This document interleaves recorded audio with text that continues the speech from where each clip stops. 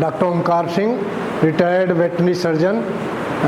मैंने BVSc and AH degree की हुई है हिसार यूनिवर्सिटी से और मैं अब रिटायर्ड हो चुका हूँ।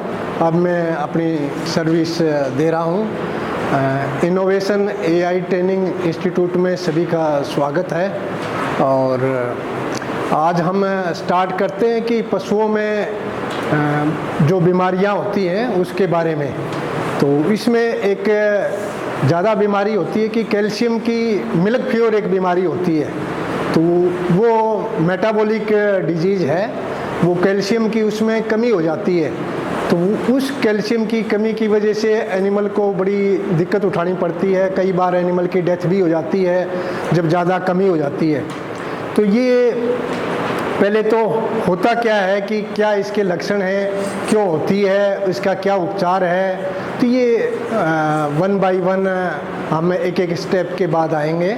तो इसमें मिल्क फ्यूर होता है, ये बीमारी का नाम होता है प्रसूति जवर। प्रसूति जवर बोलते हैं हिंदी में इसको, और इंग्लिश में मिल्क फ्यूर है।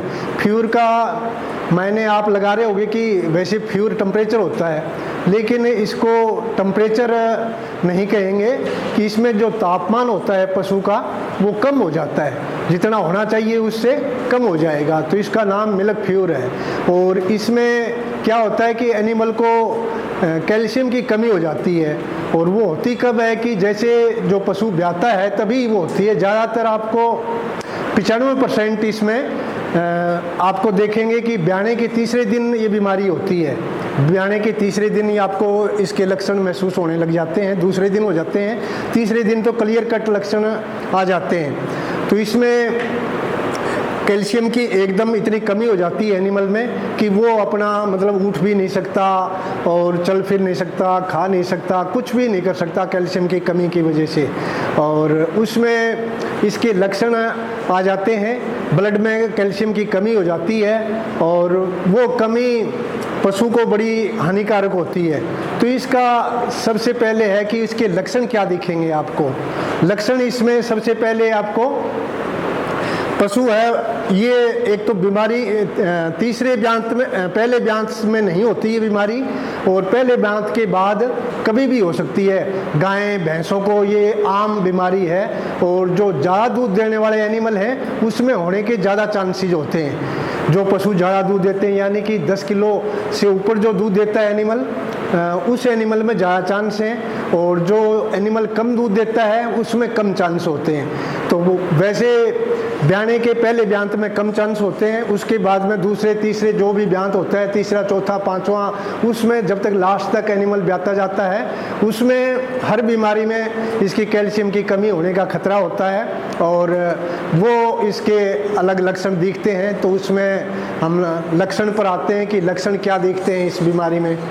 लक्षण हम देखते हैं कि पशु तीसरे दिन, बताया मैंने कि 95% तीसरे दिन ये बीमारी हो जाती है, पूरे क्लियर कट लक्षण आ जाते हैं कि इसमें आपको जैसे कि पशु चारा नहीं खाएगा। एक मेन लक्षण इसमें आता है कि पशु जो होता है वो बिल्कुल गर्दन मोड़ के, अपने लेवटी की तरफ गर्दन मोड़ के बैठ जाता है, और वो बिल्कुल ऐसा, उसकी जो नाक नथुन होते हैं वो बिल्कुल सूखे हो जाते हैं और बिल्कुल सूख जाता है। पशु जुगाली करना बंद कर देता है, चारा खाना बंद कर देता है, दूध देना, क्योंकि जब चारा ही दाना नहीं, कुछ खाएगा ही नहीं तो दूध की प्रोडक्शन भी नहीं होगी, वो भी बिल्कुल ख़त्म हो जाती है उसकी दूध की प्रोडक्शन। और एनिमल बिल्कुल बैठ जाता है गर्दन अपनी मोड़ के पीछे, जैसे गर्दन मोड़ के अपनी लेवटी की तरफ, अडर की तरफ, और बैठ जाएगा, उससे उठा भी नहीं जाएगा। यदि वो थोड़ा बहुत हम ज़बरदस्ती उसको उठाते भी हैं तब भी वो ऐसे लड़खड़ाते हुए उठेगा और चलता हुआ थोड़ी दूर के जाने के बाद फिर अपना बैठ जाएगा। तो ये इसमें लक्षण आते हैं। और यदि हमें इसका टेम्परेचर भी नोट करते हैं टेम्परेचर आपको नॉर्मल जो नॉर्मल टेम्परेचर 101.5 या 101 जो एनिमल का होता है, जैसे बफेलो का 101 टेम्परेचर होता है, तो इसमें टेम्परेचर आपको कम मिलेगा, सब नॉर्मल मिलेगा, जितना होना चाहिए उससे कम मिलेगा। ये वैसे भी आप उसकी कमर के ऊपर उसके हाथ लगा के देखते हो तो उसमें आपको ठंडा महसूस होगी, उसकी कमर स्किन है वो ठंडी महसूस होगी। और सर्दी के टाइम में तो बिल्कुल आपको बिल्कुल ठंडा उसका शरीर महसूस होता है और बिल्कुल एनिमल लाचार हो जाता है। फार्मर ये सोचता है कि इसको तो ये तो अभी जाने ही वाला है, और फार्मर को ये पता नहीं होता कि ये कि बीमारी क्या होती है। वो जानता इतना ज़रूर है कि प्रसूति बीमारी सुनी हुई है उसने, तो वो ज़रूर उसको पता होता है, लेकिन उसका इलाज का नहीं पता होता। तो इसलिए इसमें इलाज के लिए क्या करते हैं कि इसमें कैल्शियम देना बहुत ज़रूरी होता है, और कैल्शियम की बोतल चढ़ाते हैं हम।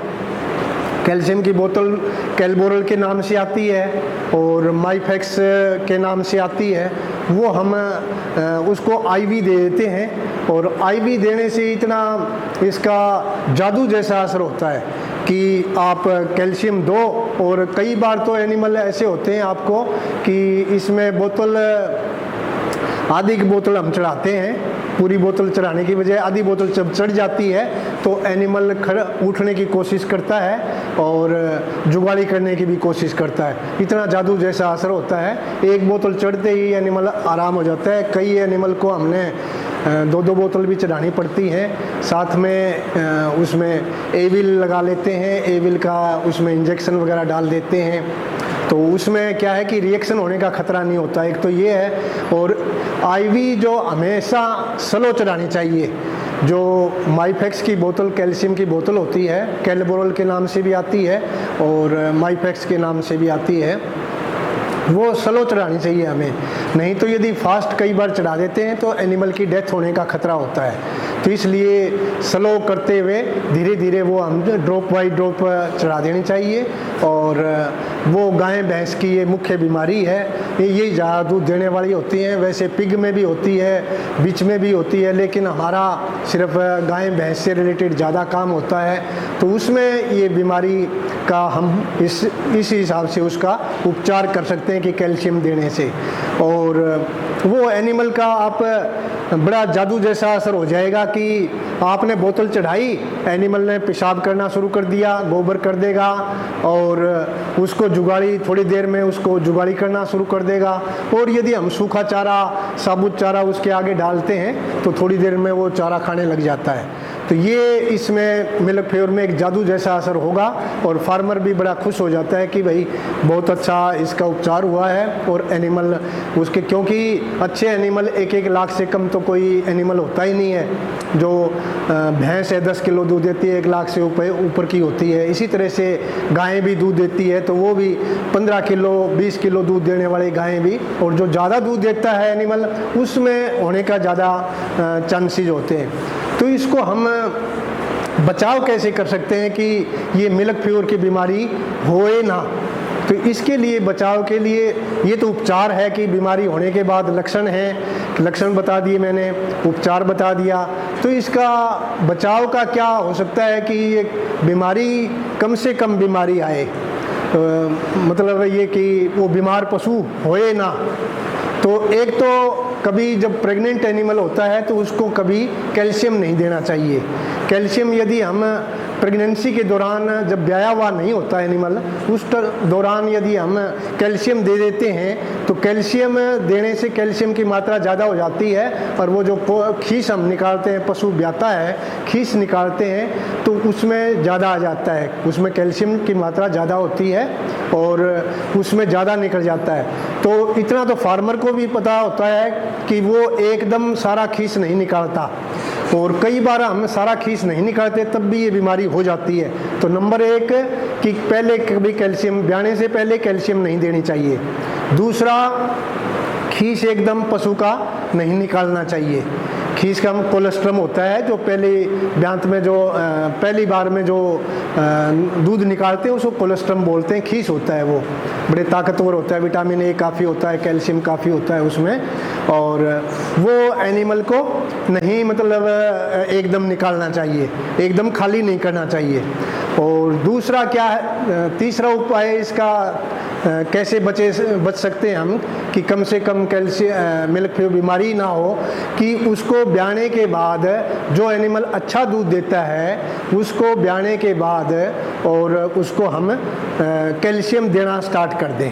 कैल्शियम की जेल आती हैं आजकल, कैल्शियम की जेल एनिमल को 300 ml की आती हैं और वो हम एक 300 ml की सुबह पिला दें और 300 ml शाम को पिला दें। तो यदि इस तरह हम कर लेंगे तो उसमें फिर वो कैल्शियम की कमी एनिमल को होगी ही नहीं और एनिमल को मिल्क फीवर होगा ही नहीं। तो इस बीमारी से ये बचा जा सकता है। और एक सर्दी के टाइम में यदि हम इसका पशु का उपचार भी करते हैं तो उसमें ये है कि उसको बोतल को गर्म कर लेनी चाहिए। आजकल गर्मी के टाइम में तो कोई ज़रूरत नहीं होती कि उसको बोतल को गर्म करते हैं, उसमें रूम टेम्परेचर जो आजकल होता है उसी टेम्परेचर पर ठीक होता है। लेकिन जब सर्दी का टाइम होता है तो वो बॉडी का टेम्परेचर जो होता है वो कम होता है, तो उसमें उस बोतल को उसको पानी के अंदर गर्म कर लेते हैं तो वो बॉडी का टेम्परेचर जो हो जाता है उस टेम्परेचर में गर्म करके हमें चढ़ानी चाहिए। IV उसको चढ़ाते हैं और बड़ा जादू जैसा असर हो जाता है, एनिमल बिल्कुल जल्दी ठीक हो जाता है। तो ये तो था अपने मिल्क फीवर बीमारी के बारे में और उसका होती कैसे है, क्या इसमें कैल्शियम की कमी की वजह से इसके लक्षण क्या हैं, लक्षण मैंने बता दिए, और इसका उपचार क्या है और इसके बचाव के लिए हमें क्या करना चाहिए। तो ये मैंने आपको सभी को बताया है। और इसमें आपका कोई डाउट है, कोई क्लियर नहीं हुआ है या कोई क्वेश्चन आपको अराइज होता है तो वो आप कोई क्वेश्चन मेरे से कर सकते हो।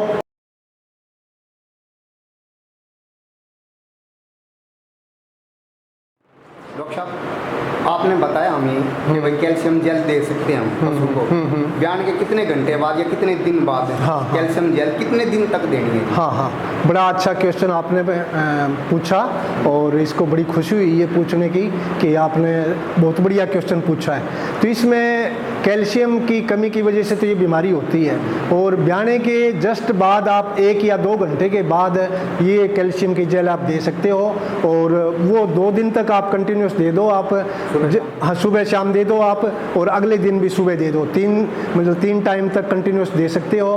तो उसमें वो दूध की मात्रा पर भी डिपेंड करता है कि एनिमल कितना दूध देता है। तो ज़्यादा दूध देने वाला है तो आप इसको डेली की 300 ml की एक बोतल 2-3 दिन दे दो, 3 दिन कंटिन्यूस दे दो। एक बोतल काफ़ी है 300 ml। हाँ जी। मान लो दूसरे ब्यात में पशु को ये बीमारी होगी, हाँ जी, मिल्क फीवर की, हाँ, हम अगर उसकी केयर करते दोबारा भी आ सकती है अगले ब्यात में, तीसरे ब्यात में, चौथे ब्यात? हाँ, ये भी बड़ा अच्छा क्वेश्चन आपने पूछा।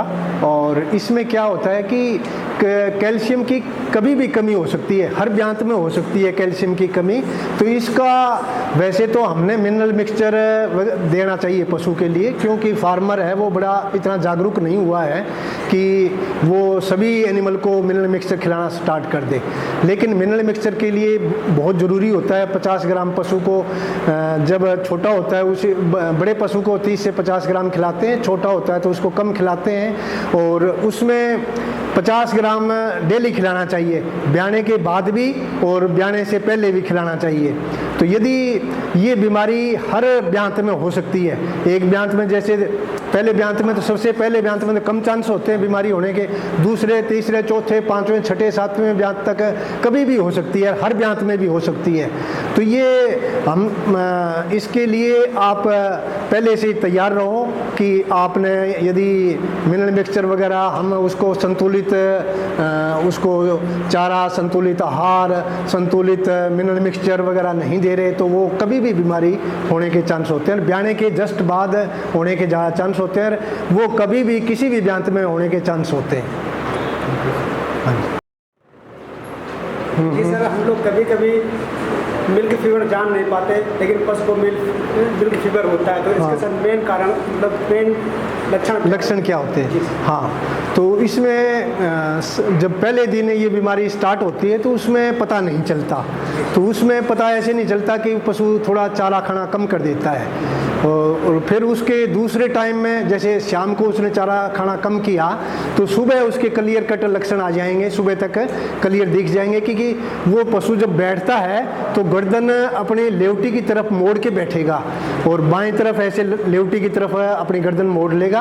और यदि आप उसका तापमान देखते हो तो तापमान भी उसका जो नॉर्मल होना चाहिए 101, जैसे बफेलो का 101 टेम्परेचर होता है, फ़ारेनहाइट होता है, तो उसका टेम्परेचर 98, 99, 100 इसके आसपास मिलता है। और सर्दी के टाइम में देखोगे तो बहुत ही कम मिलेगा इसका टेम्परेचर। तो ये मुख्य लक्षण आपको देखने को मिलेंगे।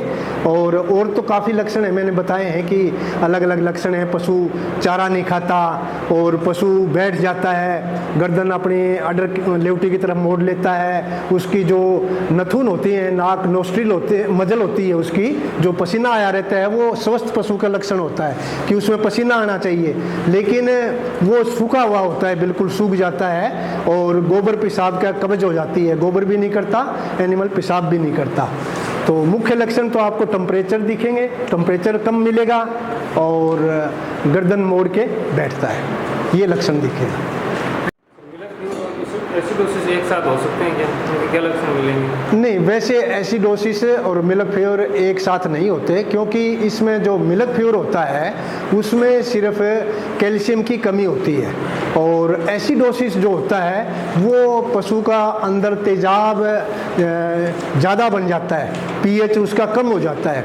और वो पीएच पेपर से हम चेक कर सकते हैं कि उसका र्यूमिनल फ्लूइड लेके उसमें निडल लगा के र्यूमन के अंदर है और उसमें से उसमें सिरिंज से 1 या 2 ml र्यूमिनल फ्लूइड निकाल लेते हैं नीडल से, र्यूमन के अंदर लगा के और उस खींच लेते हैं। फिर वो पीएच पेपर के ऊपर रखते हैं हम, और पीएच पेपर के ऊपर 1 ड्रॉप रखते हैं तो उसमें पीएच पेपर हमारा होता है, तो उसके ऊपर अलग अलग कलर होते हैं, भाई इसका ऐसा कलर है तो ये इतना पीएच है, इसका ऐसा कलर है इतना पीएच है। तो वो 1 मिनट में ही वो उसका कलर चेंज हो जाता है और उससे हम बता देते हैं कि इसका पीएच कितना है। तो ये तेजाब, इसके एसिडोसिस का मतलब हो जाए कि अंदर तेजाब ज़्यादा बन जाता है। तेजाब का मतलब कि पीएच कम हो जाता है उसका, तो तेजाब ज़्यादा बढ़ने से उसकी बदहजमी हो जाती है, उसको चारा नहीं खाता एनिमल, उसकी यानी कि भूख नहीं लगती, उसको अंदर तेजाब जलन होने लग जाती है। एसिडोसिस के लिए हमें उपचार ये करते हैं कि उसको हम कोई एल्कलाइन टाइप का सोडियम बाइकार्बोनेट आता है जो मीठा सोडा हम बोलते हैं, वो एनिमल को 100 ग्राम दे देते हैं और वो देने से एसिडोसिस ठीक हो जाता है एनिमल का। और जो इसका उपचार है वो कैल्शियम की कमी से होता है, और कैल्शियम की कमी से हम उसको मिल्क फ्योर की माइफेक्स की बोतल चढ़ाते हैं या कैलबोरल की बोतल आईवी चढ़ानी पड़ती है तो वो तुरंत आराम आ जाता है। वैसे हम सबकट भी चढ़ा सकते हैं, लेकिन सबकट का असर धीरे धीरे आता है। कोई जैसे सबकट चढ़ाएं तो सबकट का मतलब धीरे धीरे अब्जॉर्ब करेगी बॉडी, और आईवी होती है सीधी नस में जाती है वो, और दवाई डायरेक्ट असर करती है और जैसे जादू जैसा असर होता है इसका। तो फार्मर भी बड़ा खुश होता है कि मेरा मरा हुआ पशु था और वो बच गया। नमस्ते सर, मैं ये पूछना चाहता हूँ मिल्क फूड में बचाव और इसकी क्या क्या सावधानियाँ रख सकते हैं? बचाव और सावधानियाँ, बचाव के लिए तो ये है कि उसका हमें दूध जैसे पशु ब्याता है, ब्याने के बाद उसको खीस 3 दिन तक एकदम खाली नहीं करना चाहिए। 3 टाइम तक हम आधा दूध खीस यानी कि वो लेवटी के अंदर रहना चाहिए पशु को। 3 दिन के बाद हम पूरा निकालना स्टार्ट कर दें। 3 दिन तक उसको जैसे कुछ निकाल लिया, कुछ बच्चे को पिला दिया और बाकी उसका अडर में बचा रहे, तो ये बचाव है उसका। तो इससे कम से कम होने के चांस होते हैं, और फार्मर को ये पता नहीं होता ये चीज़ें, वो सारा खीस एकदम निकाल देता है। और ज़्यादा यदि पशु कोई ज़्यादा दूध देने वाला है तो उसको हम कैल्शियम जस्ट ब्याने के बाद कैल्शियम जेल है, कैल्शियम का लिक्विड भी आता है, कैल्शियम लिक्विड भी दे सकते हैं, और कैल्शियम की बोतल भी आती है। कैल्शियम यदि हमें खतरा होता है कि भाई यदि इसको हर ब्यांत में मिल्क फ्योर बीमारी होती है तो वो हम पहले ही चढ़ा दें उसको। जैसे ब्याने जस्ट ब्याया पशु, ब्याने के बाद उसको 1.5 जार गेरी डाली और फिर हम उसको माइफेक्स की बोतल कैल्शियम मुंह से भी पिला सकते हैं और उसको आईवी या सबकट भी हम माइफेक्स की बोतल दे सकते हैं या कैल्शियम की जेल दे सकते हैं। 300 ml की आती है, पैकिंग आती है इसकी, और नहीं तो इसकी कैल्शियम की लिक्विड भी आता है, कैल्शियम लिक्विड आता है, वो भी हम इसको 100 ml डेली इसके हिसाब से 100 ml सुबह 100 ml शाम को डेली उसके चारे में या उसको पानी में पिला सकते हैं हम, तो इससे बचाव हो जाता है।